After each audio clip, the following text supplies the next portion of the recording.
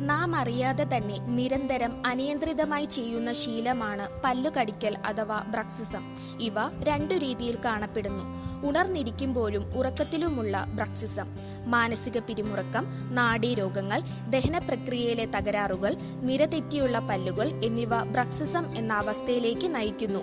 ഈ ശീലം ആരംഭത്തിലെ തന്നെ തിരിച്ചറിയേണ്ടതും ചികിത്സ നടത്തേണ്ടതും അനിവാര്യമാണ്. അതിശക്തമായ പല്ലുകൾ കൂട്ടിക്കടിക്കുമ്പോഴുള്ള ബലം പല്ലിനെ അസ്ഥിയുമായി ഉറപ്പിച്ചു നിർത്തുന്ന ഘടകങ്ങളെ ദുർബലമാക്കുന്നതിനോടൊപ്പം വായിലുള്ള പേശികളെയും താടിയിലുള്ള ജോയിന്റിനെയും സാരമായ രീതിയിൽ ബാധിക്കുന്നു. അതോടൊപ്പം പല്ലുകളുടെ തേയ്മാനത്തിലേക്കും പല്ലുപുളിപ്പിലേക്കും തലവേദന, പേശീവേദന എന്നിവയിലേക്കും നയിക്കുന്നു.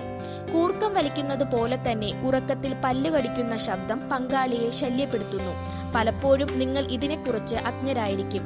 മാനസിക പിരിമുറുക്കത്തിന് കൗൺസിലിംഗ്, നിരതെറ്റിയ പല്ലുകളുടെ ക്രമീകരണം, അനാവശ്യമായി പല്ലുകടിക്കുന്നത് തടയുവാനുള്ള പ്രൊട്ടക്ഷൻ ഗാർഡ്സ് അഥവാ ഓറൽ സ്പ്ലിൻസ്, പേശീവേദനയ്ക്ക് മറ്റുമായി വേദന സംഹാരികളുടെ ഉപയോഗം എന്നിവയാണ് ചികിത്സാ രീതികൾ. ശ്രീ ശങ്കര ഡെന്റൽ കോളേജിൽ കുട്ടികളിലെ ബ്രക്സിസം ചികിത്സയ്ക്ക് പീഡിയോഡോണ്ടിക്സ് ഡിപ്പാർട്ട്മെന്റും മുതിർന്നവർക്ക് prosthodontics, periodontics, orthodontics and dentofacial orthopaedics ഡിപ്പാർട്ട്മെന്റും സജ്ജീകരിച്ചിരിക്കുന്നു. അതാത് ഡിപ്പാർട്ട്മെന്റുകളിൽ പ്രാവീണ്യമുള്ള വിദഗ്ധ ദന്ത ഡോക്ടർമാരുടെ സേവനം നിങ്ങൾക്ക് ലഭ്യമാണ്.